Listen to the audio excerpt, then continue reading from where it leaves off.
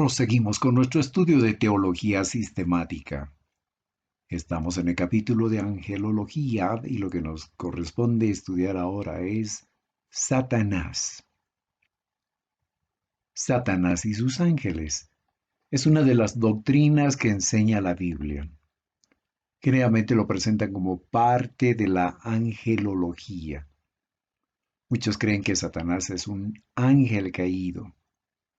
Fue el querubín Lucifer cuya existencia se ilustra por el rey de Babilonia en Isaías 14:1 al 12.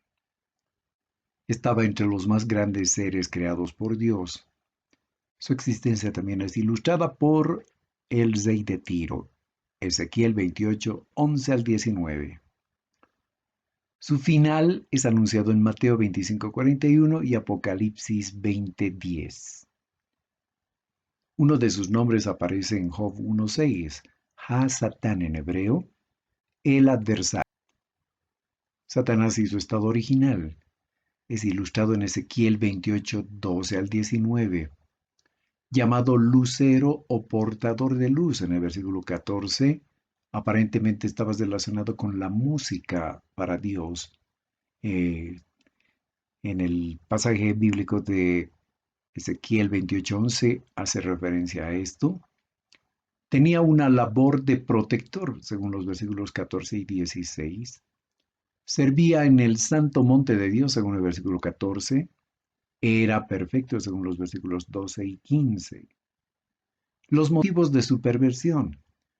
Desarrolló orgullo en su corazón, Ezequiel 28:17, Isaías 14 y 13, y 14 también. Primera Timoteo 3:6.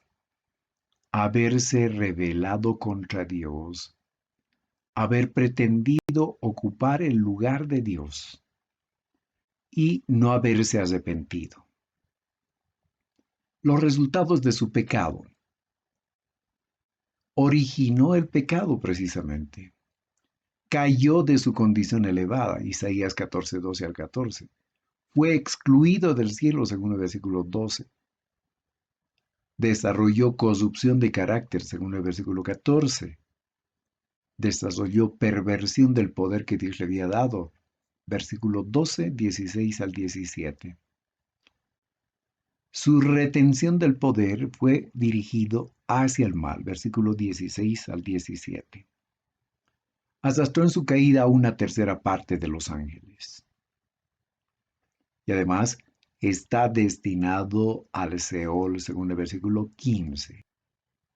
El tiempo de su caída. Una teoría señala que ocurrió entre Génesis 1:1 y Génesis 1:2. Entre el versículo 1 y 2. ¿Por qué? Porque en el versículo 1 dice, en el principio creó Dios los cielos y la tierra, y en el 2, y la tierra estaba desordenada y vacía. Entonces, según esta teoría, según el razonamiento de los que abrazan esta teoría, Dios no pudo haber creado algo imperfecto, algo desordenado y vacío. De esa manera razonan y extractan su teoría de ese tipo de razonamientos. Nuestra recomendación es que tengas mucho cuidado. Como teoría está bien, pero dista mucho de la realidad, porque vamos a ver enseguida unos argumentos que debaten esta teoría. Otra teoría expresa que sucedió un poco antes de Génesis 3:1. Esta es una teoría un poco más creíble. Recordemos que al concluir su creación, Dios vio todo lo que había hecho y dijo, esto es bueno.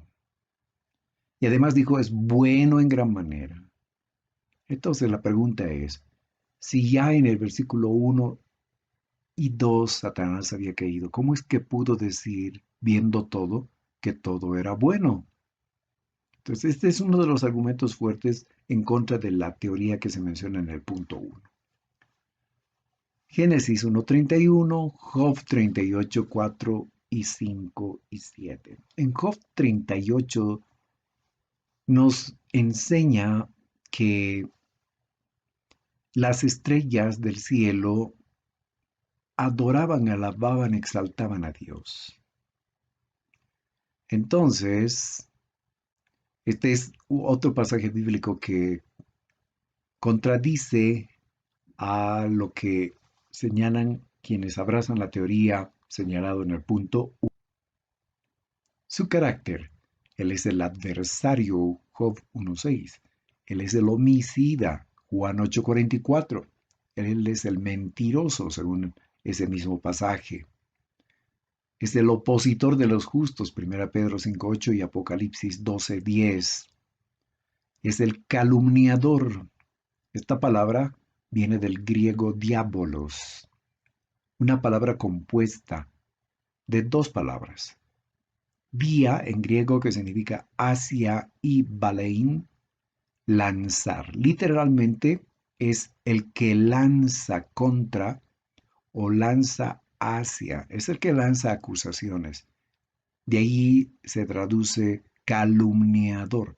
Mateo 4.1, 13.39, 25.41, Apocalipsis 12.9 y 22. Él es el maligno, según Mateo 13.19, 1 13. Su posición y dominio. Gobierna sobre los ángeles caídos, Mateo 25.41, 12.24 al 28.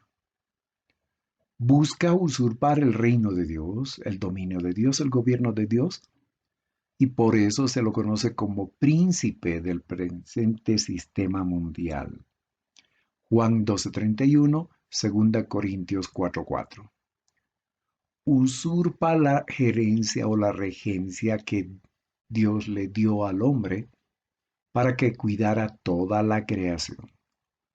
Recuerden que el Señor encomendó en las manos del ser humano ser mayordomo de toda la creación. Entonces, Él usurpa esa posición y pretende apoderarse del planeta. De ahí que es conocido también como el príncipe de este mundo, o el que gobierna en este mundo. La verdad es que este mundo, es decir, el de los pecadores, el que no se sujeta al reino de Dios, sino al reino de las tinieblas, lo reconoce implícitamente como tal, porque se somete a sus designios. De todas maneras, él está limitado por Dios, según Job 1.12, 2.6, Primera de Juan 4.1 al 5, Primera de Juan 5.18, Apocalipsis 12, capítulo 13 y capítulo 20. No tiene el gobierno absoluto del mundo como él pretende tenerlo. Mateo 4.8 al 9 y específicamente Lucas 4, 5 y 6. ¿Te acuerdas de la tentación en el desierto? Pues Satanás le dijo al Señor, mostrándole todos los reinos del mundo, a ti te daré si postrado me adorares, porque a mí me ha sido entregado. La pregunta es, ¿estaba diciendo la verdad? ¿Estaba mintiendo? Recordando la doctrina de la soberanía de Dios, el Señor es presentado como el único soberano. Esta verdad es demarcada en Daniel, en Apocalipsis y otros libros de la Biblia. Lo que Satanás tiene es un reino que se opone, un reino de rebeldía, un reino de tinieblas, de oscuridad, del que Dios nos ha liberado por la fe en Jesucristo. Colosenses 1.13, Efesios 2, versículos 1 al 3. Preguntas que nos hacemos. ¿Sigue teniendo Satanás acceso al cielo como enseña Job 1? ¿Vive en el infierno o en cavernas oscuras? ¿Puede dar riqueza, fama y poder? ¿Es dueño de los metales preciosos? ¿Entra y sale del infierno? ¿Podemos orar para que se arrepienta y Dios lo perdone? Más sobre su posición y dominio. Recordando la doctrina de la soberanía de Dios, entonces, el soberano es nuestro Señor.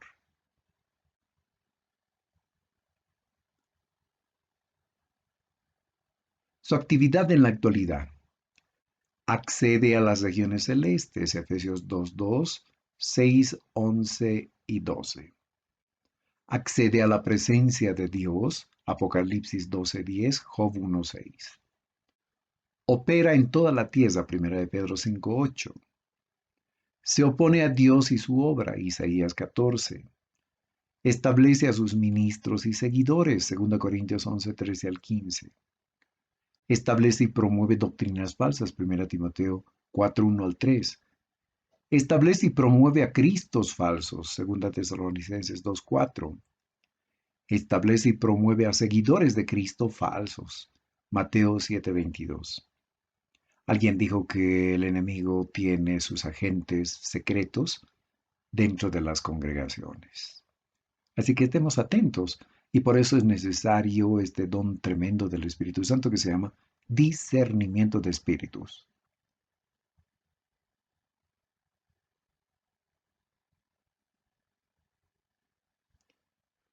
Su actividad contra los cristianos sostiene una guerra permanente contra ellos, Efesios 6, 10 al 18, Lucas 22, 31. Los acusa, Apocalipsis 12, 10. Los quiere extraviar de la fidelidad de Dios, 2 Corintios 11, 3. Los induce a pecar y a rebelarse. Los impulsa a mentir, Hechos 5:3.